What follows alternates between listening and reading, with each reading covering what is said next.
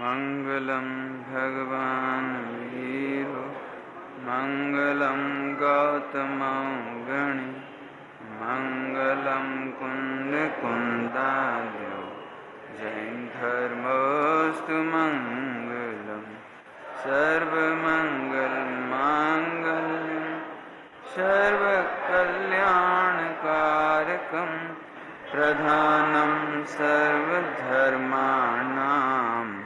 जैनम जयतु शासनम जैनम जयतु शासनम। बीतरागी देव शास्त्र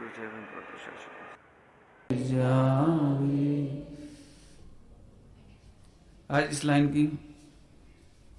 इस लाइन का अर्थ इस रूप में देखेंगे कि दूसरों के दोष ग्रहण करने से हमें फायदा क्या है,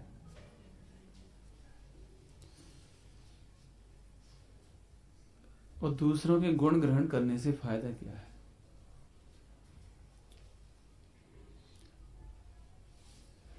गुण ग्रहण करेंगे तो हम पूज्य बनेंगे, और दोष ग्रहण करेंगे तो निंद्य बनेंगे। अब क्या चाहते हैं? दूसरों के बुरे कार्य देख करके सारे जगत को, देखो गजब बात है, ये भी आप समझ लेना कि सारे जगत के जीव मोक्ष में नहीं जाना चाहते, इसलिए वे तो दोष ग्रहण करेंगे।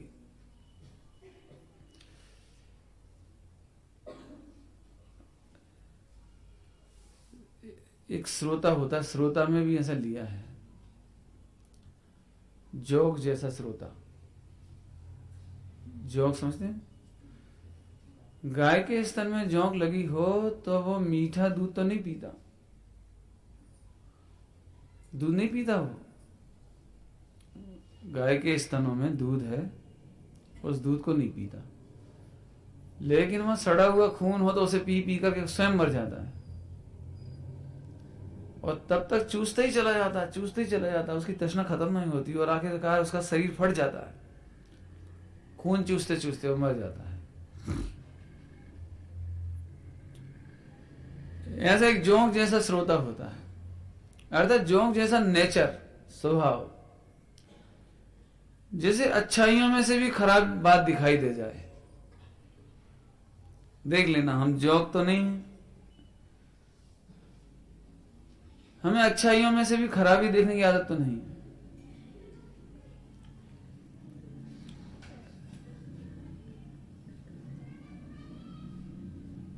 देख लेना, फिर से सुनना पॉइंट। सारे जगत में सभी को भगवान नहीं बनना है। यदि हम इसकी तुलना करें तो सारे समुद्र का प्रवाह यदि इस तरफ जा रहा है तो आप अकेले खड़े होकर के इस तरफ जाना चाहते हो। हम जो प्रतिदिन मंदिर में चर्चा करते हैं वो इस तरह की है। सारा जगत पाप में आनंद मानता है, पाप की शिक्षा देता है, पाप करने की प्रेरणा करता है, और पापों की शिक्षा ग्रहण करने में भी उसे आनंद आता है, और हम उससे टोटली विरुद्ध, पूरा पूरा जन समूह इस तरफ भाग रहा है तो हम इस तरफ जाने की बात कर रहे हैं। पहले ही समझ लो, इतना कठिन है बात। सबको भगवान नहीं बनना है, इसलिए सब गुण ग्रहण नहीं करेंगे। ऐसा हम ही, हमारी गलती है क्या? औरों को भी तो कहो। ये तो औरों को क्या कहें, वे भगवान नहीं बनना चाहते। हमारे मोहल्ले में हमारा बच्चा सुसंस्कृत है, पढ़ लिख कर डॉक्टर बनना चाहता है, बड़ा आदमी बनना चाहता है, लेकिन जब गली में जाता है तो 90% बच्चे ऐसे मिलते हैं जो डॉक्टर नहीं बनना चाहते। उन्हें इंजीनियर नहीं बनना, उन्हें तो गाय चरानी है, उन्हें तो कब्बसी धोनी है होटल में जाके, उन्हें तो खेती बाड़ी करनी है, उन्हें तो किसी की दुकान में जाके नौकरी करनी है। अब वो बच्चा ये कहे कि पापा ये बच्चे कितने भाग्यशाली हैं जो 90% खेलते ही रहते हैं, साल भर खेलते ही रहते हैं, साल भर मोहल्ले में, ना इन्हें कोई डांटने वाला है, ना रोकने वाला है, ना पढ़ने की कहने वाला है। मैं कितना दुर्भाग्यशाली हूं। क्यों? तो माँ बाप क्या समझाएंगे? बेटा इन बच्चों को डॉक्टर नहीं बनना है, इंजीनियर नहीं बनना है, तुम्हें बनना है क्या? हाँ मुझे तो बनना है। तो बेटा ये 99% लोगों को मत देखना आज से, जो आज ये गली में खेल रहे हैं ना, ये जो ठेला धका रहा है ना, ये ठेला, ये कल गली में खेलता था, ये आज ठेला धका रहा है। ये जो छोटी सी पान की गुमटी लिए बैठा ना, ये कल तक पढ़ता नहीं था, ये उसकी हालत है। और ये कब बसी धो रहा है ना 20 रुपए रोज में, 40 रुपए रोज में, जी कल तक पढ़ता नहीं था बेटा। कौन को आदर्श बनाना है? 99% लोग पापों में आनंद मानते हैं, पाप करने में आनंद मानते हैं, पाप कराने में आनंद मानते हैं, और दूसरों के पाप देखकर प्रसन्न होते हैं। सारा जगत आपसे विरुद्ध खड़ा होगा, बोलो मोक्ष में चलना है, तो ये चर्चा समझ में आएगी नहीं, तो आएगी नहीं।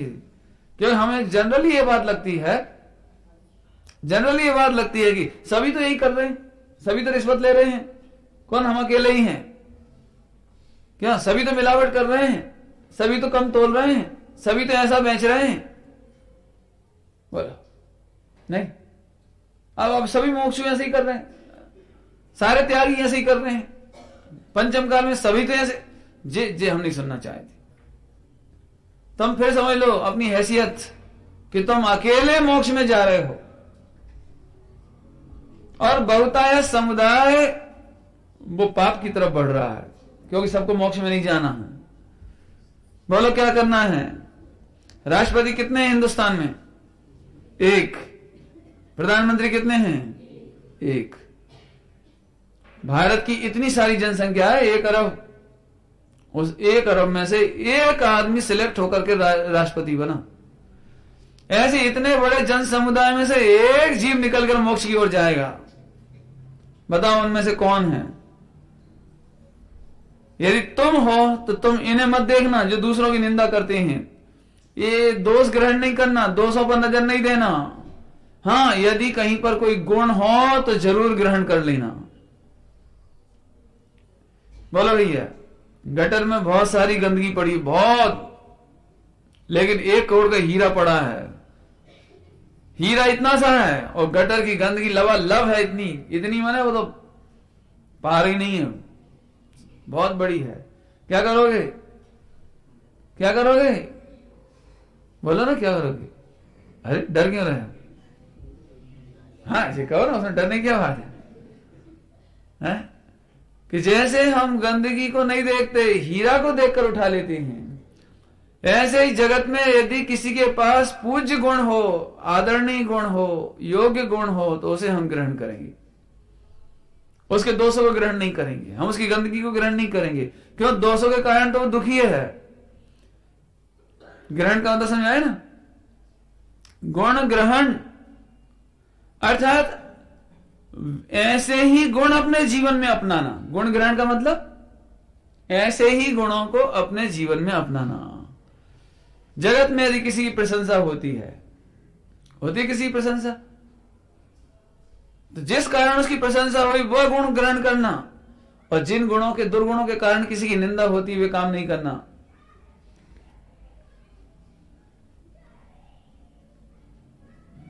एक कथा आती है ना, एक बच्ची ने, एक ब्राह्मण की पुत्री ने दिगंबर मुनिराज से पंचाणु व्रत लिए।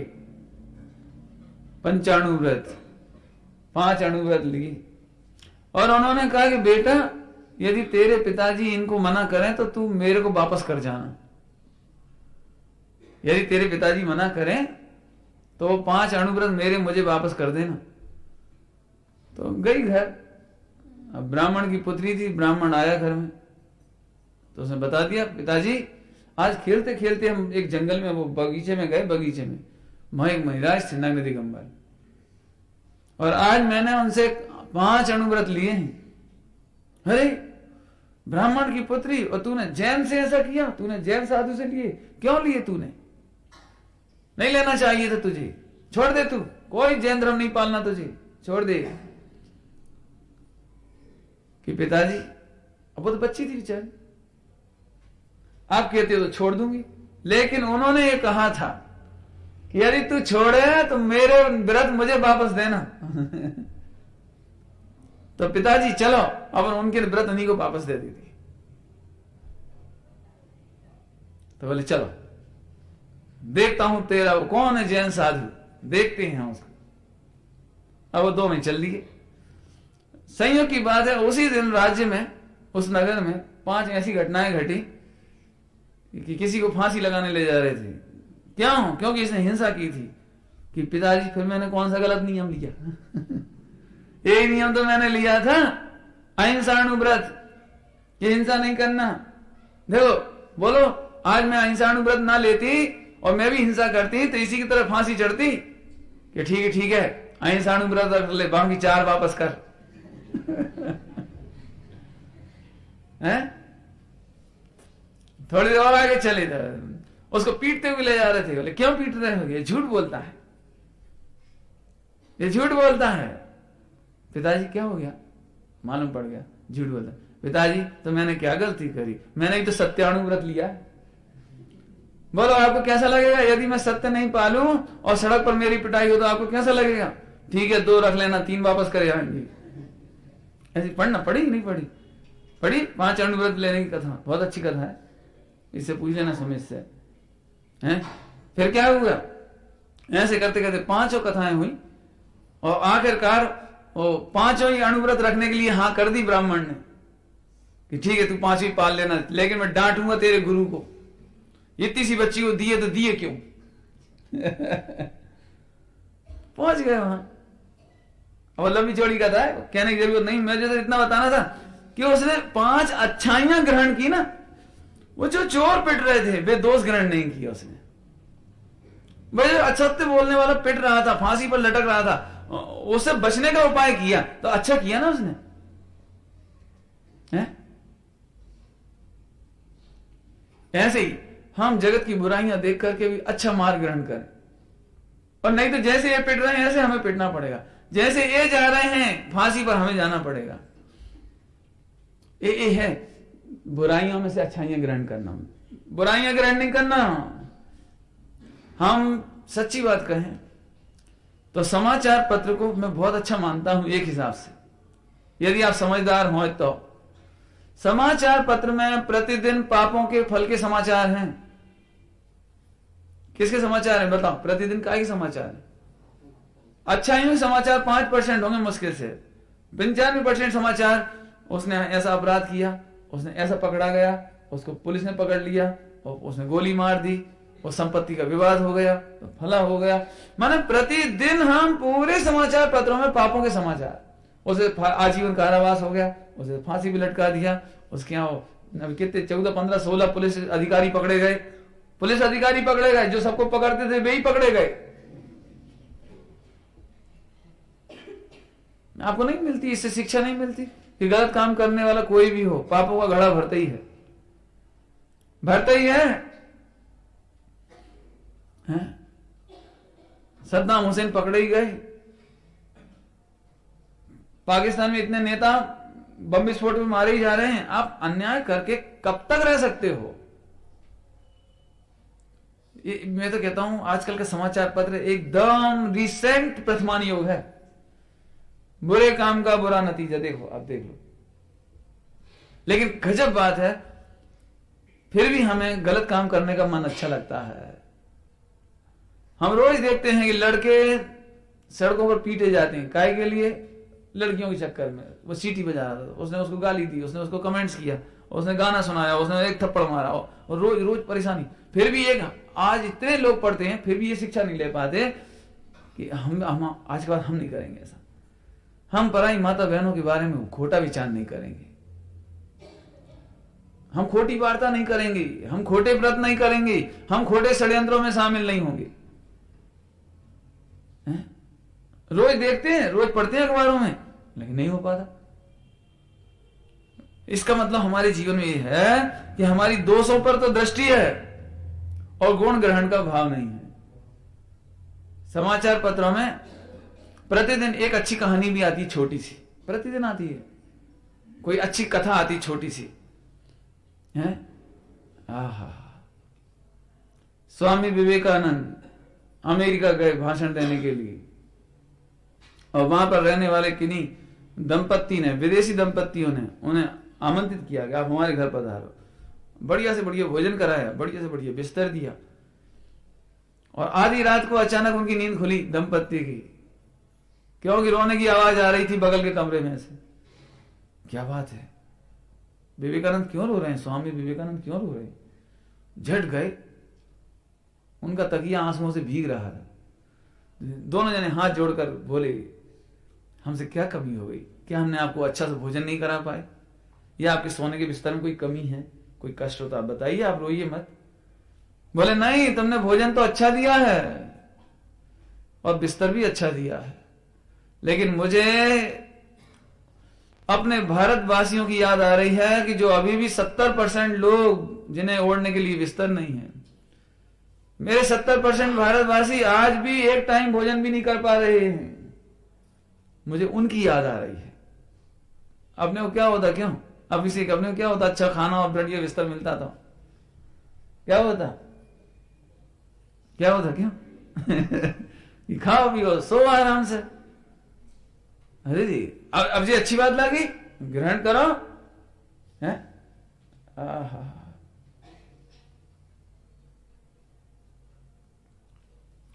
एक और बहुत अच्छी घटना आई थी।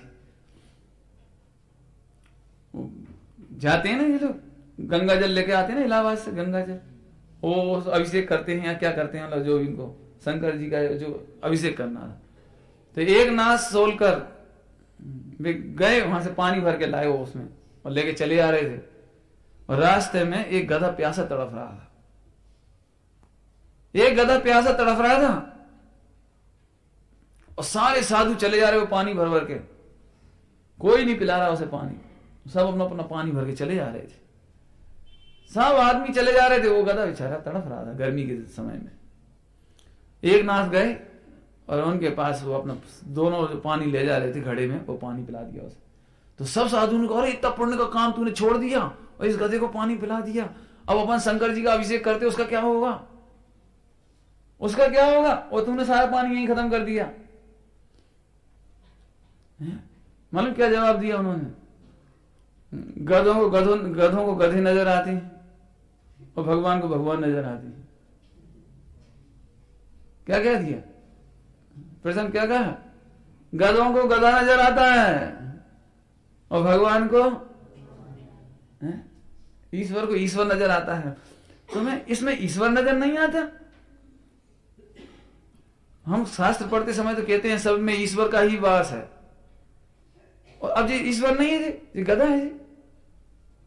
मैंने वो पिंडी में पानी डाल देंगे जहां पर मनो टनो पानी, कितना ही पानी बह जाएगा गटर में, वो धर्म है। और ये भूखा प्यासा गधा तड़प रहा, इसे पानी पिलाना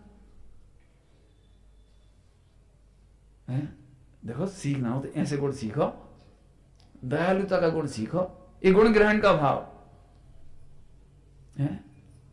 मोहल्ले के सारे लड़के यदि पिल्ला की पूंछ में फटाका बांधने में मजा मानते हैं तो अपन ने भी बांध दिया, तो आपने दोष ग्रहण किया। सारे बच्चे भिखारियों का तिरस्कार करते हैं, उन पर थूक देते हैं, उनके डब्बे में पत्थर डाल देते हैं। अंधा होए तो 10 पैसे डाल के 1 रुपया निकाल लेते हैं, और बच्चों को इसमें मजा आता है, कौतूहल करने में मजा आता है। यदि हमने भी यही किया तो हमारा दोष ग्रहण पर नजर है, हमने दोषों का ग्रहण किया। होना ये चाहिए कि ये दोष हमारे में नहीं होगा। हम देखेंगे ही नहीं कि इसमें आनंद है, हम इसमें आनंद ही नहीं देखेंगे। दोषों पर नजर नहीं जाए माने हम इसमें आनंद ही नहीं मानेंगे। हमारी नजर तो गुण ग्रहण पे होगी। यदि ये लाइन हमारे जीवन में आ जाए, मैं फिर कहता हूं, आप सबको देखोगे तो इसका मतलब आप दोष देखोगे, मात्र अपने को देखो, अपने को देखोगे। भगवान बनने के लिए सब तैयार नहीं है, मैं तैयार हूं। सुधरने के लिए मैं तैयार हूं, मैं दुनिया को नहीं देखूंगा। हम रिश्वतखोरों को नहीं देखेंगे। हम यदि नौकरी करेंगे तो रिश्वतखोरों को नहीं देखेंगे, भ्रष्टाचारों को नहीं देखेंगे। यदि हम व्यापार करेंगे तो पापियों को नहीं देखेंगे, कैसे व्यापार कर लेते हैं, हम वो कला नहीं सीखेंगे। हम लौकिक जीवन में रहेंगे तो हम सर्वत्र भगवान आत्मा देखेंगे। जी गुण ग्रहण है, दयालुता का गुण ग्रहण करना, करुणा का गुण ग्रहण करना, सेवा का गुण ग्रहण करना, समर्पण का गुण ग्रहण करना, बड़े जनों का आदर करने का गुण ग्रहण करना, बड़ों की आज्ञा में रहने का गुण ग्रहण करना। इतने गुण जो कह रहे हैं, इतने में है तो बहुत, लेकिन इन गुणों के बिना तुम्हारा कल्याण संभव ही नहीं है। जो अपने माता पिता की आज्ञा में नहीं रहते वे दीक्षा के अधिकारी नहीं है, पता है? जो अपने माता पिता की सेवा नहीं कर सकते वे दीक्षा के अधिकारी नहीं है। असल में आपने स्वाध्याय नहीं किया ना, आप स्वाध्याय करो। दीक्षा लेने के पहले आचार्य कितनी परीक्षा करते हैं उनकी, उनका कुल कैसा है, उसका इतिहास कैसा है, उसका जीवन कैसा था, समाज में उसका व्यवहार कैसा था, उसका लोकाचरण निर्दोष था या सदोष था। यदि सदोष हो तो दीक्षा नहीं देते। चक्रवर्ती शांति सागर जी महाराज आचार्य थे ना, उनके समय में भी बहुत ऐसी घटनाएं हुई, दीक्षा नहीं दी उन्होंने। एक घटना घटी, संघ में ब्रह्मचारी लोग रहते ना मुनिराजों के साथ, संघ में ब्रह्मचारी लोग, तो एक ब्रह्मचारी भी संघ में थे, बहुत सारे थे। तो एक स्थान पर दीक्षा का प्रोग्राम हुआ तो उसने कहा कि आप हमें दीक्षा दे दो। संघ में रहने वाले ब्रह्मचारी ने कहा कि हमें दीक्षा चाहिए, मुनि दीक्षा। आचार्य ने मना कर दिया। 10 साल से संघ हैं और सेवा कर रहे हैं और उन्होंने कहा दीक्षा चाहिए। उन्होंने कहा नहीं। पूछा क्यों, आप इनको दीक्षा क्यों नहीं दे रहे? सब लोग कह रहे इन्हें दे दो, आप सब बोल रहे दे दो। उन्होंने कहा नहीं। बोले क्यों? अरे रे, जब रात्रि हो जाती है तो तुम बैलगाड़ी वाले के पास, जो कि बीड़ी पीता है, उसके पास बैठ करके हाथ तापते रहते हो। तुम दीक्षा के अधिकारी नहीं हो। देखो कहां से कहां सोचा, देखो आचार्य ने कहां से कहां सोचा। तुम किसकी संगति करते हो?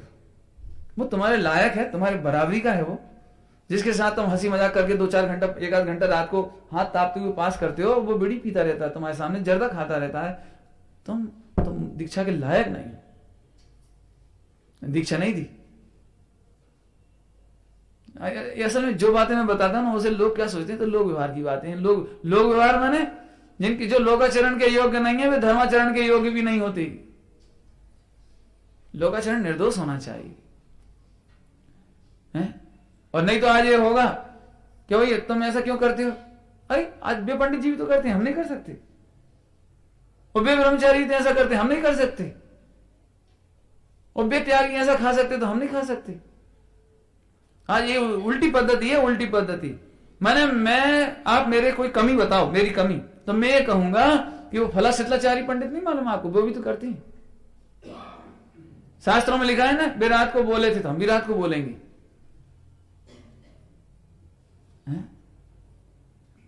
और उन्होंने उनसे हार ले लिया तो हम भी ले लेंगे, कोई दिक्कत ही नहीं। बोला आपको ज्यादा क्या कहें, दोष ग्रहण की पद्धति से ही हमारे जैन शासन का ह्रास हुआ है। क्या कह रहे हैं? दोष ग्रहण करने की पद्धति से ही जैन शासन का ह्रास हुआ है। कैसे हुआ? श्वेतांबर ऐसे ही हुआ। दोषों को ग्रहण कर करके श्वेतांबर बने, दोषों को ग्रहण कर करके बीस पंथ की स्थापना हुई, दोषों को ग्रहण कर करके अन्य मतों की स्थापना हुई।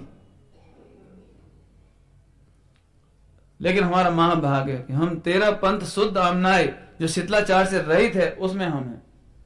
और यदि हम इसमें भी शितलाचार करेंगे तो अन्य पंथ में और हमारे पंथ में फर्क क्या पड़ेगा? सोचना जरा शांति से। हम दोष ग्रहण नहीं करें, दूसरों की बातें लेकर के नहीं, दूसरों के आदर्श नहीं बनाएं। कल ये बात कही थी आपसे जाते जाते, यदि 99% बाढ़ में डूबकर मर जाएं तो हम उन्हें आदर्श नहीं बनाते। वो एक तरह तो कैसे तरह, डरना नहीं। आप अकेले रह जाओ सत्य के नाम पर तो भी अकेले रह जाना, क्योंकि वो अकेला तरा था वो बाढ़ में से। यदि हमें अकेले तरना पड़े तो तरो। ख्याल में आया? दोषों को ग्रहण नहीं करना भैया। दोषों को ग्रहण करते करते हम दोषी बनेंगे, भगवान नहीं। और गुणों को ग्रहण करते करते हम भगवान बनेंगे। हैं? जगत में किसी की प्रशंसा हुई तो क्यों हुई? अच्छे गुणों के कारण हुई होगी ना, तो उन्हें ग्रहण करो। आज हमारी स्थिति तो ये है। और सुनो आप एक बात, हम लोगों में से मैंने अधिकांश अनुभव किया है, अपने मुख से अपनी प्रशंसा करना और दूसरों के गुणों की, वो दूसरों के गुण होने पर भी उनकी निंदा करना है। होना तो ये चाहिए कि सारा जगत तुम्हें तुम्हारे गुण बताए, तुम्हारे गुण बताए, और तुम ये कहो कि अरे रे आप तो मेरे गुण देखते हो, लेकिन मैं तो मेरे दोषों को जानता हूं ना, मैं तो अपने दोषों को जानता हूं, कैसे मुख उठाऊं, किया ही क्या है हमने, क्या किया बताओ। जैन शासन में तो आत्म आलोचना की पद्धति है, आत्म प्रशंसा की पद्धति नहीं है। जैन शासन में तो प्रतिदिन आत्मा की आलोचना की जाती है। अरे रे, एक निर्दोष परिपूर्ण पवित्र भगवान आत्मा होने पर भी मुझे राग उत्पन्न क्यों होता है, द्वेष उत्पन्न क्यों होता है, ये प्रमादपूर्ण चर्या क्यों होती है, मेरे खान पान में हिंसा क्यों हो जाती है, मेरे खान पान मेरे वचन व्यवहार से लोगों का चित्त क्यों दुख जाता है। हे प्रभु, वो दिन कब आएगा जब मैं बोलूंगा ही नहीं, वो दिन कब आएगा जब मैं अपने स्वरूप में इतना स्थिर होऊंगा कि मेरी चर्या प्रमादपूर्ण नहीं होगी। ये जैन शासन का मार्ग है। और हम क्या करते हैं, नहीं, पंच कल्याण के बाद भी ये बात हो सकती है, इसी बात की बात होए, वो तो मैं पहुंच गया तो मैंने देख लिया, और ये समझ लो सबसे ज्यादा काम मैंने किया है।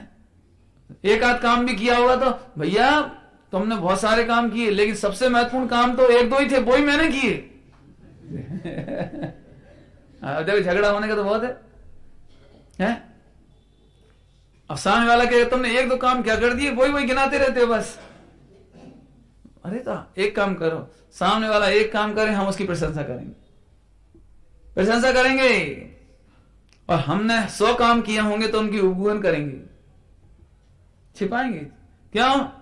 छिपाने से, कर्णानियों से देखा जाए तो संयम है छिपाना, अपने किए गए कार्यों को छिपाना ये संयम है, अपने द्वारा की गई भलाइयां छिपा देना, उपगुण कर देना संयम है, और संयम में अनंत गुना पुण्य होता है।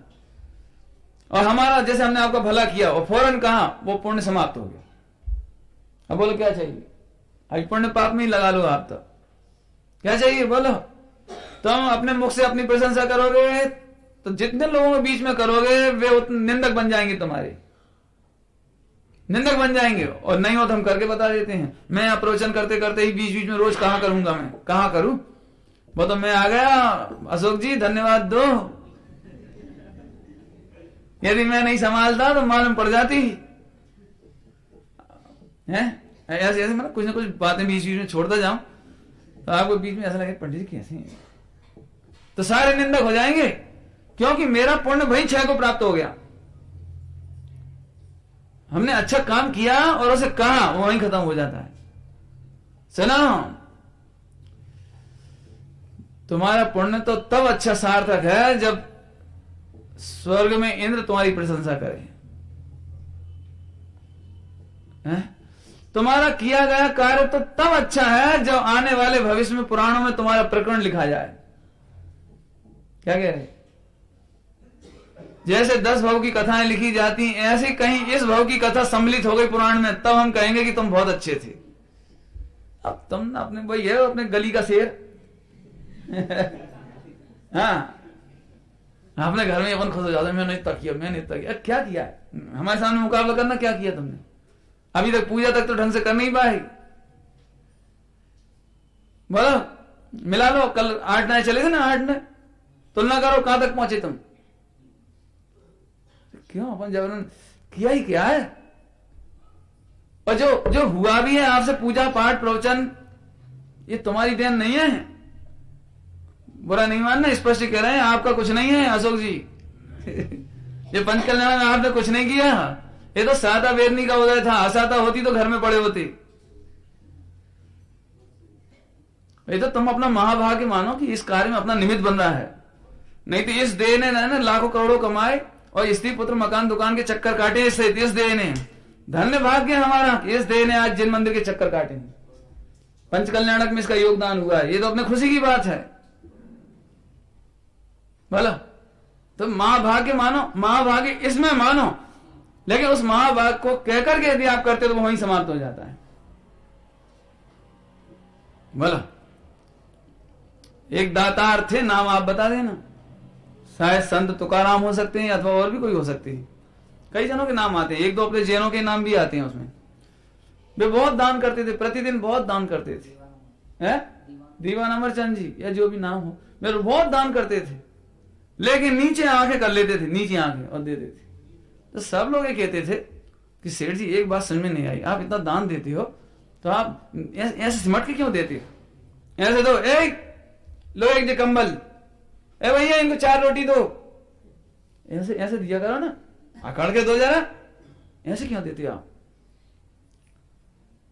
तो मैंने तो स्कूल की किताब में पढ़ा था, इसलिए मुझे दीवान अमरचंद जी का तो नहीं मालूम है, रहीम का भी नहीं है, कभी नहीं है, तुकाराम का ही है, रहीम का नहीं है। बस उसके कहने मतलब कोई का हो, नाम अभी मत लो, मुझे तो केवल एक गुण की बात बतानी, गुण की बात। मैं कक्षा 7 में था, जब 8 में 7 में, उस समय की याद है, मैंने उस समय अटैक की है बात। देने वाला कौन है और है देता है दिन रैन, लोग भरम मेरो करें यार। कौन दे रहा होता? कौन कर रहा है? करने वाला कोई और है। सादा वेदनी का उदय है, आप आ सकते थे आज, सादा वेदनी का उदय है, आप पैसा दान में दे सकते थे, ये पुण्य का उदय है। ये तो आपका महाभाग्य है कि आपकी बुद्धि ऐसी हुई कि इसका सदुपयोग कर लो, ये आपका महाभाग्य है। अकर्ता स्वरूप देखो तो सही, अपन कर ही क्या रहे हैं, अपन कर क्या सकते हैं? आया समझ में आया? हा अब जी संयम है, और संयम पवित्र होता है, और इससे प्रसिद्धि तो बहुत बढ़िया होती है, लेकिन सम्यक दर्शन की लायकात आती है, केवल ज्ञान पाने की लायकात आती है। बोलो क्या चाहिए? 2 मिनट में अपना पुण्य खत्म करना है या केवल ज्ञान तक की लायकात अपने में प्रकट करना है? ये आप फैसला करो। आप सस्ते में ठगा जाओगे यदि प्रशंसा के चक्कर में पड़े तो, और प्रशंसा के चक्कर में नहीं पड़े तो आए संयम बढ़ता बढ़ता बढ़ता आपको केवल ज्ञान तक पहुंचाएगा। बोलो क्या चाहिए?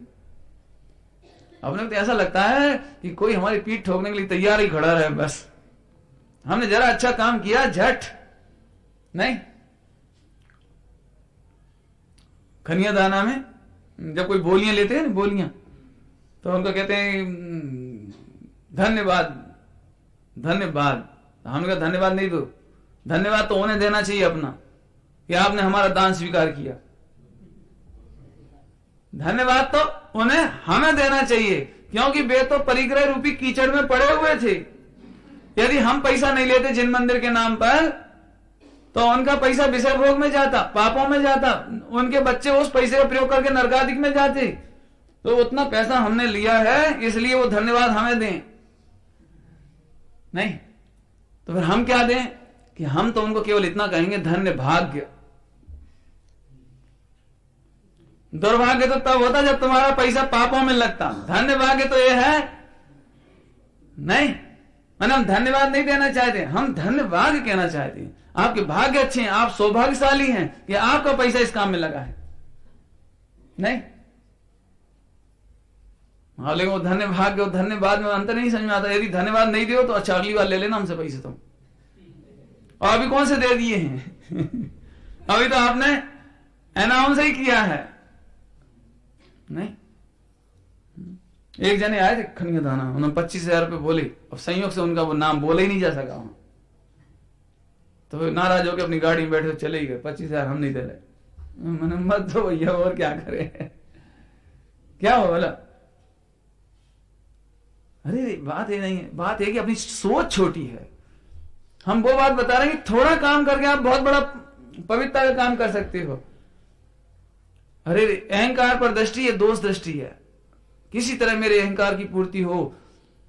2 व्यक्तियों को मंच पे बुलाया, एक को थोड़ी 10 रुपए की माला पहनाई, एक को 12 रुपए की माला पहनाई, तो फौरन उसको तकलीफ हो गई। अरे 2 रुपए में तकलीफ हो गई उसे, काय बात की तकलीफ हो गई? देखो यहां पक्षपात कर लिया, इनके लिए बड़ी माला दे दी और मेरे लिए ऐसी माला दे दी। एक की वीडियो रिकॉर्डिंग बनवा दो, एक का केवल फोटो खिंचवा दो, फिर देखो तकलीफ। अरे मान कसाय पर दृष्टि रखना, ये दोषों को देखना है? धन्य वे दिगंबर मुनिराज। आज भी क्या कहें भैया, 99% ऐसे मुनिराज सिद्धालय में हैं, अर्थात सिद्ध भगवान बन गए, जिनके बारे में किसी को पता भी नहीं। कोई इतिहास नहीं, कोई फोटो नहीं, कोई कैमरा नहीं, कोई वीडियो रिकॉर्डिंग नहीं। अपन तो अभी भगवान ही नहीं बने, जरा सा कुछ किया है, अभी द्रव्यानियों की भाषा में कहे सो विकार किया है। क्या किया है? दान देने का परिणाम क्या है? सुनने वालों को तो तकलीफ ही हो जाए, विकार है। तो विकार तो है ही, आत्मा के स्वभाव का भाव नहीं होने से मंद कसाय में हुआ एक शुभ परिणाम है। शुभ परिणाम है सो मोहिनी का परिणाम है जी। सब आप विकार कहोगे तो हम दान ही नहीं देंगे। वैसे गुरुदेव श्री की प्रथा से इतना तो भय नहीं रहा मैं, अब भय नहीं रहा। ये तो पुराने जमाने में होता था, लल्लो चप्पो करके पनाओ, पहले पनाओ समझते, हाँ, जैसे गाय भैंस को पनाते हैं ना पहले, ऐसे पहले पंडित लोग और माने जो समाज के वे होते थे, वे पहले उनको बड़े मस्का लगाते थे। सेठ जी आपका नाम रहेगा, आपकी स्लिप लगाई जाएगी, आपका नेम प्लेट लगाई जाएगी और आपकी वीडियो रिकॉर्डिंग बनाई जाएगी। नहीं, ये तो बेचारे अज्ञानियों को ठगने का तरीका है। अज्ञानी बेचारे भोले भाले होते हैं।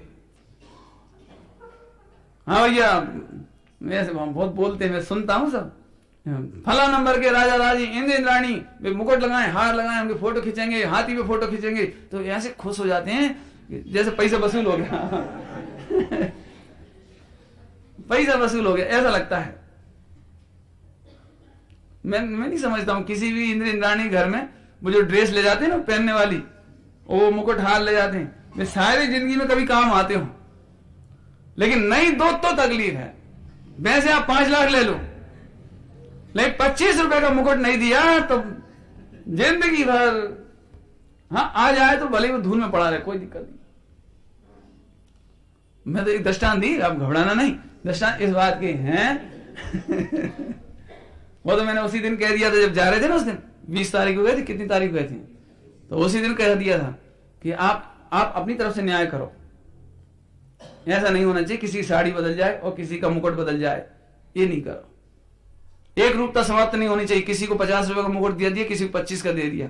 भाई देखो गरीब को मिल गया ना तो पूरे रास्ते वो कलश तो ज्यादा रखे रहेंगे और नजर ये रहेगी, देखो 500 के कलश ने लिया, 500 का हमने लिया, इन्हें 50 का मुकुट, हमें 25 का मुकुट। भगवान तो देखेंगे ही नहीं। तो आप अपनी तरफ से ऐसा काम करो, आप बिल्कुल अंतर नहीं रखो उसमें, बिल्कुल अंतर नहीं रखो। लेकिन अपन भी इतने ठगाए नहीं इसमें। मैं ये कहना, अपन ठगाए नहीं। ये दोषों पर नजर है, मान कसाय पर नजर, माने मान तो दोष है, क्रोध तो दोष है। हमारी प्रतिज्ञा है इस पंच कल्याणक में हम मान पर नजर नहीं रखेंगे, क्रोध पर नजर नहीं रखेंगे, लोभ पर नजर नहीं रखेंगे, मायाचारी पर नजर नहीं रखेंगे। हैं? अब इसके तो प्रकरण बहुत लंबे हो सकते हैं। क्रोध मान माया लोभ के तो कितने प्रकरण बन सकते हैं। बोलो, पहले प्रतिज्ञा करो हमें भगवान बनना है, और एक बात मान के चलो कि सारी महिलाएं पाप करेंगी और सारे पुरुष पाप करेंगे। हाँ, यदि आप महिला हो तो महिलाओं पर नजर नहीं रखो, और पुरुष हो तो पुरुषों पर नजर नहीं रखो। क्या बात की नजर नहीं रखो कि ये भी तो ऐसा कर रहे, वे भी तो ऐसा कर रहे। एक्चुअली बताऊं क्या, एक सरल दृष्टांत सुनना ध्यान से। बनारसी दास जी ने लिखा है लौकिक जीवों का स्वरूप, लौकिक जीवों का स्वरूप। लोग मायाचारी को चतुर समझते हैं, मायाचारी को चतुर समझते हैं। चतुर कहें लोग मायाचारी को, ऐसा। जरा उसका प्रकरण सुनना आप। मैं एक दृष्टांत देकर कहता हूं, दृष्टांत ही है। अपने देखते ही देखते अपन 50 कार्य करता हूं, और एक कार्यकर्ता ने दूध में से मलाई निकाली बढ़िया और शक्कर डाल के बढ़िया फेंट के खा गया, तो अपन तत्काल ऐसा लगता है देखो ये फायदे में लगता है, ये फायदे में, इनका डिपार्टमेंट कितना बढ़िया है।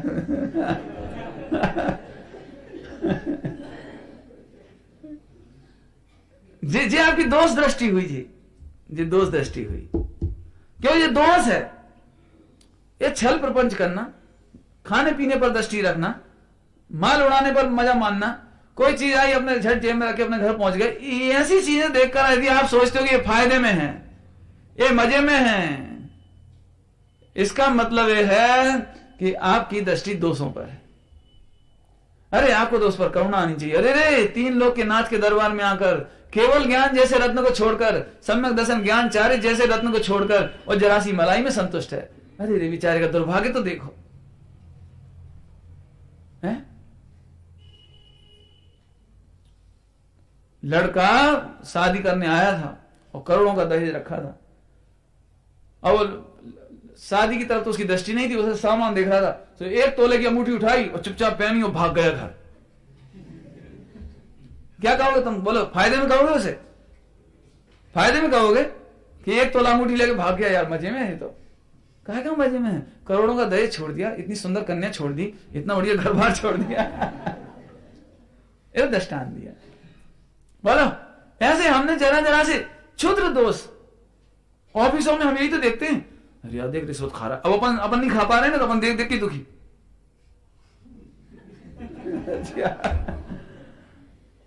अरे वो पापाचार कर रहा है, उसका फल कितना बुरा होगा। ये थोड़ी देर के लिए पैसा ले जा रहा है, 2000, 5000, 10,000 रिश्वत में, बाद में नरक में बेचारे का क्या होगा? 4 गतियों लेगा तब क्या होगा? आचार्य मिलेंगे लेकिन ये समझ नहीं पाएगा, समो शरण मिल जाएंगे तो ये समझ नहीं पाएगा। इसका घड़ा समो शरण में उल्टे ही रखा रहेगा जैसे अभी तक हमारा रखा रहा। अनंत बार समो शरण तो मिले, मुनिराज तो मिले, आचार्य तो मिले, लेकिन हमारी समझ में नहीं आया। हम मुनि भी बन गए लेकिन हम सम्यक दृष्टि ना हो सके। हम द्रवलिंगी बन के कोटि जन्म तब कर लिए लेकिन फिर भी हमारा कल्याण नहीं हुआ। मालूम क्यों नहीं हुआ? इस 24 घंटे क्रोध मान माया लोभ में जो लोग पड़े हुए हैं उन्हें देख देख कर हमें अच्छा लगता है। हमें ये लगता है जी फायदे में, ये मजे में है, इनका भाग्य तो देखो है। क्या तुम टीचर बन गए और दूसरा इंजीनियर बन गया तो टीचर को यही लगता रहता पोस्ट तो ये है। यदि इंजीनियर होता तो कोई बात थी, मैंने तुम्हारी नजर दोस्त पर है। अभी तो दृष्टांत दिए, घर में 4 बहुएं हों और 3 बहुएं करती हूं वही फायदे का काम। फायदे का काम समझिए, 20 रुपए सब्जी के लिए लिए, 15 रुपए खर्च किए, 5 रुपए गुल्लक में, और साल भर में 10-5 हजार इकट्ठे करके अपने मायके। तो जिसको मालूम पड़ जाए उसे बस वही। अरे अपने को दया आनी चाहिए। करोड़ों की संपत्ति की मालकिन होकर 10,000 में नियत खराब करे तो क्या कहें इसे है? जिसको अपने पुण्य पाप का भरोसा नहीं है, जिसको अपनी पवित्रता का भरोसा नहीं, जिसे अपने पुण्य का भरोसा नहीं, जिसे धर्म का भरोसा नहीं, अरे और ज्यादा क्या कहें, जिसे अपने पति का भरोसा नहीं। पति से छिपाना माने पति पे भरोसा नहीं। अब बताओ क्या होगा? बताओ, ये है दोष ग्रहण का दोष ग्रहण। हम तो कहते हैं हमें तो दया के पात्र हैं। जगत यदि कोई दोष करता है तो हमारे लिए तो करुणा का पात्र है। वो दोष हम ग्रहण नहीं करेंगे। हम सड़कों पर फुटपाथ ही बनकर रह सकते हैं लेकिन हम करोड़ों रुपए की नीयत खराब नहीं करेंगे। थोड़ी में कहा है और समझ लेना, सब जगह लगाना ऐसे, खाने में पीने में हम भूखे रह सकते हैं लेकिन अन्याय अनीति से भोजन ग्रहण नहीं करेंगे। हम फटे कपड़े पहन के रह सकते हैं लेकिन हम अन्याय के कपड़े नहीं ले सकते। ऐसे में ऐसी परिणति हो जाए अपन कितनी जल्दी भगवान बनेंगे आपको खबर नहीं है। शास्त्र पढ़ने से भगवान बन नहीं सकते आप। क्या कह रहे हैं? समय सार जी पढ़ने से भी भगवान नहीं बन सकते आप, क्योंकि समय सार जी में भी शुद्धात्मा की बात लिखी है। तो शुद्धात्मा का आलम्बन लेने पर अशुद्ध परिणति जाती है कि रहती है? बोलो क्या लिखा है? बताओ। अन्याय अनीति अवक्ष का फल है। क्या लिखा है? 50 बरस भय शास्त्र बाजते फिर भी जो सम्यक दर्शन नहीं हुआ वह समस्त अन्याय अनीति अवक्ष का फल जानना। अपनी बस की तो नहीं। आपने तो अपने जीवन में कमी है तो स्वीकार करेंगे हमारी कमी है, और दूसरों में दोष देख करके अपन तो ग्रहण नहीं करेंगे। भगवान, मैंने पहले कहा है, अपन सारे जगत से उल्टे चलने की बात चल रही है यहां पर। आप जगत को देखो, उन्होंने ऐसा किया, उन्होंने ऐसा किया, उन्होंने ऐसा किया। अरे करा होगा उन्होंने, हमें नहीं करना। हमारा मन पवित्र होना चाहिए, बस खत्म। हमें बहुत जल्दी जब मुनिराज मिलेंगे हमारा फटाफट काम होगा, फटाफट।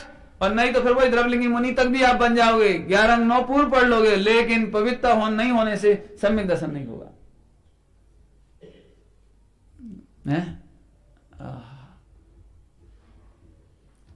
अब इसको और भी सरल किया जा सकता है, द्रव्यान युग से सरल किया जा सकता है। जब मेरा सुख पर में नहीं है, क्या कह रहे, जब मेरा सुख पर में नहीं है तो मैं पर के नाम पर बेईमानी क्यों करूं, पर के नाम पर क्रोध क्यों करूं, पर के नाम पर लोभ क्यों करूं, पर के नाम पर मायाचारी क्यों करूं? प्रश्न तो ये है। क्या मलाई खाने से आत्मा सुखी होता है? नहीं होता। मलाई गई तरफ हमें क्या लेने देने। और तुम्हारी मिथ्या बुद्धि है कि मलाई में सोगे तो खाओ, खाओ, हमें क्या दिक्कत है। ले हम ये नहीं समझेंगे तुम मजे में, हम तो नहीं समझेंगे, बस वही बात खत्म। बोलो कठिन गणित है सरल गणित है? पर पदार्थ में सुख नहीं है, जहां ये बात समझ में आ गई तो मायाचारी करते काय के नाम पे थे? क्रोध करते किस नाम पर थे? रागद्वेष किसके नाम पे करते थे? लोभ किसके नाम पर करते थे? किसके नाम पे करते थे? तो खत्म होगी बात। आत्मा का सुख आत्मा में है, आत्मा का सुख आत्मा की पवित्रता में है, आत्मा का सुख आत्मा की परिणति में है, बस हम तो खत्म होगी बात। बस बहुत बहुत पॉइंट बता दिए आपको। अरे आप तो महासमर्पित होकर के निष्पाप चित्त से अपने भगवान की सेवा में लगे रहो, और फिर भी यदि हमें विघ्न आता है, ऐसा हो नहीं सकता। विघ्न पाप के उदय में आते हैं। हमारा पक्का विश्वास है हमारी पवित्रता में विघ्न नहीं आ सकता। कन्यादान में साल भर बहुत तूफान हुआ था। हमने एक ही बार एक ही बार, यदि आपको जरा भी खतरा हो तो पुण्य बढ़ाओ, शुभ भाव बढ़ाओ, पवित्रता बढ़ाओ। एक माला फेरते हो ओम ह्रीम श्री नेमिनाथ जिनेन्द्राय नमः, तो उसकी 2 फेरो, फेरो और फेरो। जब घबराहट लगे तो ओम ह्रीम श्री नेमिनाथ जिनेन्द्राय नमः, ओम ह्रीम श्री नेमिनाथ जिनेन्द्राय नमः। प्रभु आपके शासन का प्रताप है, बस हमें कुछ नहीं, हमें क्या ही चिंता है। हाँ, समझ में आया भैया? घबराने से काम नहीं होता, पवित्रता बढ़ाते चलो बस। अन्याय करके यदि हमने अपना कार्यक्रम सक्सेस भी कर लिया तो हमारे लिए मौत बराबर है। और न्याय नैतिकता से, पवित्रता से, रत्नत्रय पूर्वक यदि हमारा कार्यक्रम विघ्न पूर्वक भी हो तो भी हमारा मोक्ष होगा। इसी का जब बात है। अपने हाथ में तो दोनों हाथ लड्डू है। बड़े प्रसन्न रहकर करो ये काम। 200 पर नजर नहीं रखो, ध्यान रखा। 2 समझ में आए? जगत तो क्रोध मान माया लोभ करते नजर आएंगे और तुम्हें ऐसा लगेगा इनकी बड़ी प्रशंसा हो रही है, लेकिन हम उसे दोष समझते हैं। क्रोध मान माया लोभ हमारे लिए दोष हैं, गुण नहीं है। दृष्टि न दोषों पर जावे, गुण ग्रहण का भाव रहे नित। किसे गुण ग्रहण समझ में आए? ग्रहण माने परिणमन। हमारे जीवन में ऐसे गुण प्रकट हों, जैसे अभी दृष्टांत दिए थे ना कथाओं के। आप रेवती की कथा पढ़ो, पढ़ी सुधीप? रेवती की झट पढ़ते सी भावना हो, ऐसी दृढ़ श्रद्धा हमारा हो, ऐसा दृढ़ श्रद्धा हो। हाँ, जब वो धन्य भाग्य पढ़े, धन्य भाग्य, धन्य कुमार ने मुनिराज को खीर का दान दिया, अरे रे ऐसी पढ़ने की हमारी हो, भावना तो ऐसी हो। इसका नाम है गुण ग्रहण का भाव रहे नित, दृष्टि ना।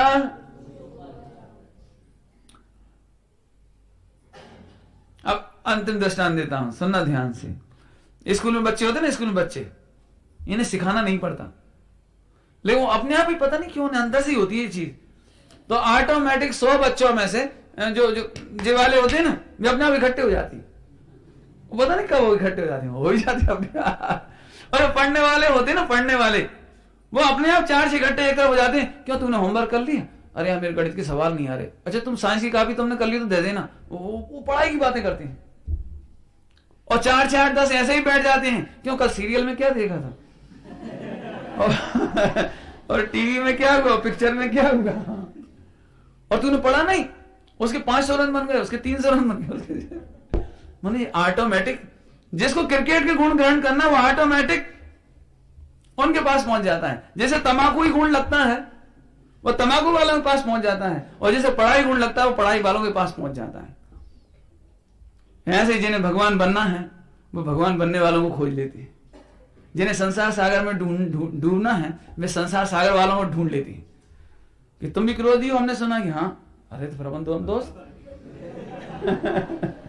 क्या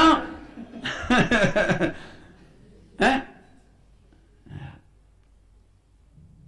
बोला नहीं, ऐसा होता है नहीं कि तेरे पापा जो कुछ कहते तू झट मान लेता है। ज्यादा मत सुना कर, आजकल के पापा बड़े खराब हैं। बिल्कुल ठीक, तू भी ठीक कह रहा है दोस्त। हे भैया सावधान, यदि आपको अपने मित्र का नेचर अच्छा नहीं लगता तो एक दिन भी मत बोलो उससे, हट जाओ उससे कि आज तो तुमने हमसे ये बात की है, आज के बाद बात की तो बात नहीं करेंगे हम तुमसे, तुम दोस्ती करने के काबिल नहीं हो। और सुनो, तुमने मम्मी पापा को कुछ कहा ना हमारे, आज के बाद तुमसे बात नहीं होगी। अरे हम बच्चे हैं, हमें माता पिता की सेवा करना चाहिए। ऐसा ग्रुप बनना चाहिए। अब ऐसा ग्रुप बनाने जाओ तो कई बार कहते हैं पंडित जी हम अकेले ही, कोई हमें दोस्त ही नहीं मिलता। कि मत मिलने दो, भगवान आपके मित्र हैं, भगवान आपके पिता हैं, भगवान ही आपकी माता हैं, भगवान ही आपके गुरु हैं, सब भगवान हैं। आप भगवान के पास रहो, जिनवाणी पढ़ो, आचार्यों से बातें करो। क्यों? आत्महत्या करने से अच्छा है अकेले रहना। गलत सोबत में, शराबियों की और जुआनियों की सोबत में रहने से अच्छा है, पापियों की सोबत में रहने से अच्छा है, ऐसी क्रोधी, मानी, मायाचारी और लोभियों की सोबत में रहने से अच्छा है अकेले रहो। क्यों, क्या करोगे? बोलो कि सब अकेले तो मन नहीं लगेगा, तो जाओ आत्महत्या करो। आत्महत्या नहीं करती। ऐसे हम दोषियों की संग में रह करके और दोषों में सक्सेस होता हुआ देख करके भी, उनकी बड़वारी देख करके भी हम तो बेवकूफ नहीं बनेंगे। पहले बहुत चर्चा चल गई, साम्य भाव धन की चर्चा चली थी। हमें ये पैसा नहीं लगता, ये संपत्ति नहीं लगती। संपत्ति में विपत्ति बसे, हास में विषाद बसे, हमारी परिभाषा तो ये है। इसलिए हमें जगत की उन्नति दिखती नहीं है, इसलिए हम उन पर आकर्षित नहीं होते। हम तो ये साम्य भाव धन के धारी, उन पर आकर्षित है। तो अब समझ गए हम। आप गुण ग्रहण करोगे। गुण ग्रहण का मतलब समझ में आ रहा है? अरे गुण ग्रहण का मतलब ये है कि यदि इस विश्व में सत्य के नाम पर, धर्म के नाम पर, आत्म कल्याण करने के नाम पर यदि हमें 11 वर्ष के कुंद आचार्य जैसे अकेले रहना पड़े तो हम तैयार हैं। यदि हमारे पुराण पुरुषों जैसे संकट उठाने पड़े तो हम तैयार हैं। इसका नाम गुण ग्रहण। हमारे पास कोई एडजस्टमेंट नहीं है। स्मगलर से कब तक एडजस्टमेंट करोगे? बोलो क्या भैया? कोई आतंकवादी आ जाए पाकिस्तान का या और कहीं का, तो तुम उससे दोस्ती कब तक निभाओगे? कि वो तो साहब एडजस्ट कर रहा हूं। एडजस्ट मत करो। जिस दिन वो पकड़ा गया और तुम्हारा नाम आया तो तुम पूरी तरह से, हाँ, जैसे हम स्मगलर से दोस्ती किसी भी कीमत पर नहीं करते, ऐसे ही हम संसार मार्गियों से दोस्ती किसी कीमत पर नहीं कर सकते। हमसे तो अच्छे हैं, हमसे तो अच्छे कौन होती हैं? नहीं, हम छोटे पापी, बड़े पापी तो हमसे अच्छे हैं। ये तो कोई परिभाषा नहीं हुई।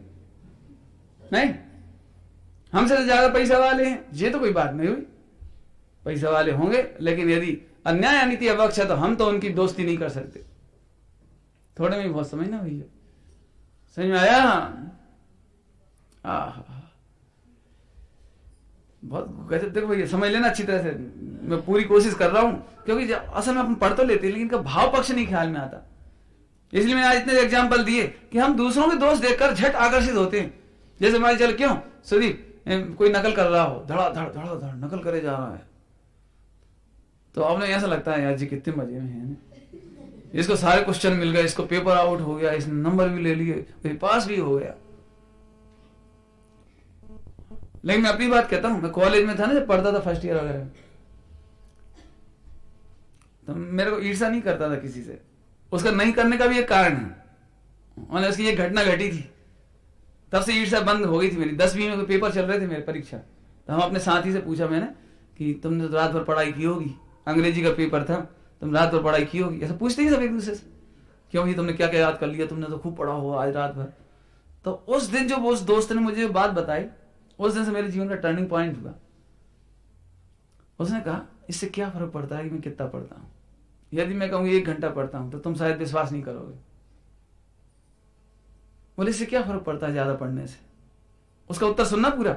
उसने कहा सुनो, तुम 10 घंटे तक पढ़ते रहे लेकिन तुम्हारी इंग्लिश की ग्रामर कमजोर है, तुम्हें सेंटेंस बनाना नहीं आता, तुम्हें पैराग्राफ बनाने नहीं आते, तुम्हें मीनिंग गलत है तुम्हारे, तो तुम्हारा 10 घंटा पढ़ना और मेरा 1 घंटा पढ़ना बराबर है। क्या फर्क पड़ता है तुम में और हमें? इसलिए एक कभी मत पूछो तुमने कितना पढ़ा, और ईर्ष्या नहीं करोगे दूसरे ने कितना पढ़ा। वो यदि 10 घंटे पढ़ता है तो तुम उसे मूर्ख समझो, और तुम 2 घंटे पढ़ करके भी यदि तुम्हें ग्रामर अच्छी है, इंग्लिश की मीनिंग अच्छी है और पैराग्राफ बना लेते हो, सेंटेंस बना लेते हो, तो तुम अपनी पढ़ाई को पर्याप्त समझो।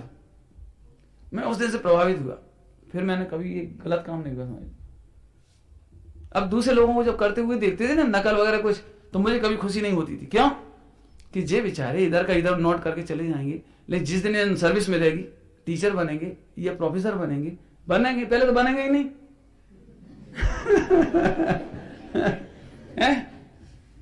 और बन भी गए तो पूरी जिंदगी ये छात्रों के द्वारा निंद देखे जाएंगे, अपनी आत्मग्लानि के शिकार रहेंगे। जब भी छात्रों को पढ़ाने नाम आएगा तो मैं चाय पी के आ रहा हूं, तुम बैठो क्लास में, और आज तो मेरे वो प्रिंसिपल का काम है इसलिए तुम अब घर चले आओ। मैंने वो सारी जिंदगी छल प्रपंच से दुखी रहेगा। हमें कोई प्रसन्नता ही नहीं होगी नकल से पास हुआ, कि नंबर बढ़वा के पास हुआ, कि पेपर आउट करा के। कोई मुझे कहता था नहीं पेपर आउट हो रहा है, हमें चाहिए ही नहीं तुम्हारा पेपर, हमें तो पढ़ना है पूरा। उससे सफल होते हैं। समझ में आए? एक गुण ग्रहण का भाव रखना भैया, समझना सभी बच्चों हैं, गुण ग्रहण का भाव ऐसे रखना, अपनी हैसियत, अपनी योग्यता का विश्वास रखना, जगत के छल प्रपंचों का विश्वास नहीं रखना। इसका नाम है दोषों पर दृष्टि नहीं रखना, और अपने जीवन में गुणों का परिणमन कराना। यदि किसी के अच्छे गुण हैं तो अपने जीवन में उतारने की कोशिश करना। गजब बात है कि सारे जगत में दोष करने वाले मिलेंगे, उनकी कथा करने वाले मिलेंगे, उनकी प्रशंसा करने वाले मिलेंगे, लेकिन हम उनसे प्रभावित नहीं हो। यदि ऐसा हो जाता है तो मैं तो कहता हूं हो गया पंच कल्याणक। यदि यही लाइन हमारे जीवन में उतर गई, हो गया हमारा पंच कल्याणक। बोलो सच्ची बात बताओ, घरों में जहां 2-4 महिलाएं इकट्ठी हुई, पड़ोसन अथवा रिश्तेदार, तो निंदा की चर्चा ज्यादा होती है कि गुणों की ज्यादा होती है? गुणों की चर्चा हो। देखो उस बहू की सादगी तो देखो, अरे हमें तो इतना खर्चा करने का भाव आता है श्रृंगार पर, उसकी सादगी तो देखो, उसकी सेवा भावना तो देखो, घर में कितनी दिन रात सेवा करती है। वो ऐसी बहू होना मुश्किल है। अरे हमें ऐसा गुण आए। मैंने एक दृष्टांत दिए 2-3, ऐसे सभी लोग, लड़के अपने हिसाब से सोचो, बच्चे अपने हिसाब से सोचे, सबके हिसाब से बता दिया, नौकरियों के हिसाब से बता दिया, विद्यार्थियों के हिसाब से बता दिया, और व्यापारी सेठ सबके हिसाब से बता दिया, और मोक्ष मार्ग के हिसाब से ही बता दिया। विद्वान बनो तो गुणग्राही बनो, दोषग्राही मत बनो। फिर से सुनो, दोषग्राही को कौन सा दृष्टांत दिया था शुरू में? गाय के स्तन में जोंक। अब तुम अपने आप को लिख लेना, जब कभी गंदी चीज देखो तो लिख लेना, आई एम जोंक।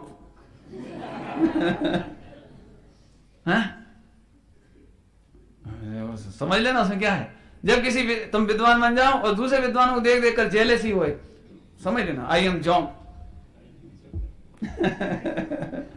और दूसरे त्यागियों का त्याग और आचरण अच्छा होने पर भी उन्हें देख देख कर तुम्हारे मन में ये लगे, और ये हमारे से ज्यादा प्रसिद्धि के चक्कर में जी बड़ी क्रियाकांडी है, हमसे आगे बढ़ के दिखाना चाहते हैं, सब जानता हूं छल प्रपंच, तो तुम समझना तुम जोंक। ऐसे बहू हैं, ऐसी बेटी हैं, ऐसे ननंद, ऐसे सास। अब किसी को छोड़ा कहा के लिए? सबकी लिस्ट बनाओ। हाँ बच्चे भी हैं,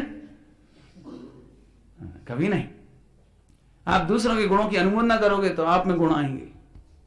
दूसरे मुनिराजों को आहार दान देते हैं, आप अनुमोदना करते हो, उसका फल आपको भी आता है। ऐसे ही दूसरों के गुणों की अनुमोदना करने से हमारे में गुण प्रकट होते हैं, हमारी विशुद्धि बढ़ती है, और दूसरों की प्रशंसा नहीं करने से हमारी विशुद्धि घटती है। और जिनकी विशुद्धि नहीं होती उनको सम्यक दर्शन ज्ञान चारित्र की परिणति फलती नहीं है। फलती नहीं माने परिणमती नहीं। देख लेना भैया, घाटा करना है कि फायदा, जोंक बनना है कि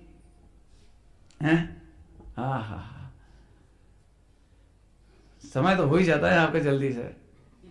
भाई इतना ही कहने हम अभी बहुत है, कि गुण ग्रहण का भाव रहे, हमारे जीवन में गुण ही गुण परिणमित हों, हम गुणों की ही प्रशंसा करें और जगत के गुण ही देखते चले जाएं, दोष हमें दिखाई ही ना दें। अब दोष वाला पॉइंट भी रह गया, इसकी चर्चा कल करेंगे थोड़ी सी। बोर तो नहीं हो जाती तुम लोग? ये कहाँ एक ही लाइन लेके बैठ जा। जब मैं भोपाल में पढ़ाता था तो 1.5 महीना लग गया एक लाइन का अर्थ करने में। वो मोक्ष मार्ग प्रकाशक का दूसरे अधिकार गए ना, मिथ्या भाव अभाव करके क्या हो गया, प्रकट भयो निज भाव, वो उसका अर्थ करने में 1.5 महीने लग गया। तो महिला थक गई, हर 15 दिन में 2 दिन में, या फिर वो रोज ही कहने लगी अब आगे तो बढ़ो। अब आगे कहां बढ़े, आगे तो दीवार है। ऐसी घबराहट सी हो जाती है जी को। नहीं, मुझे ऐसा लगता है इतना असल कभी अपन ने विचार नहीं किया ना इतना, गुण का फायदा क्या है, दोष का नुकसान क्या है, कहां करना नहीं उसे कितना नुकसान है। आप दोषियों को देखोगे तो इकट्ठे होते सारे हैं। समय तो हो गया लेकिन बता भी चुके हूं शायद, 1 सेकंड बता के जाता हूं आपको। देख लेना आप कौन सी पार्टी में खड़े होना चाहते हो, बताएगा याद नहीं?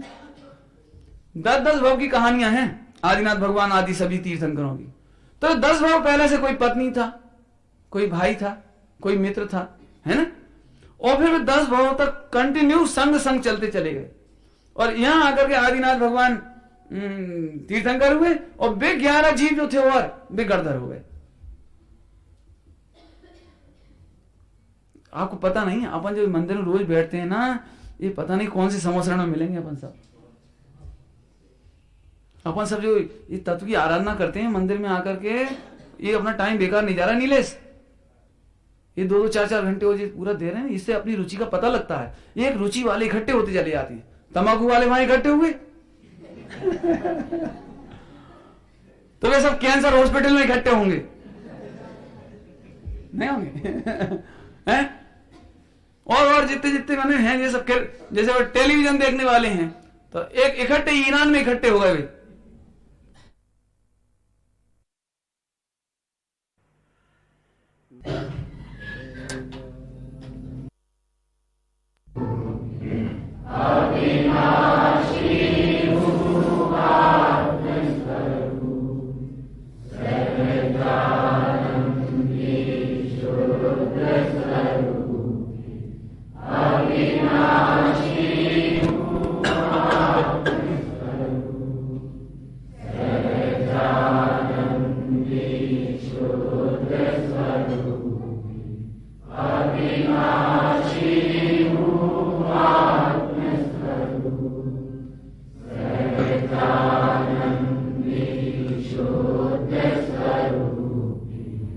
Avinashi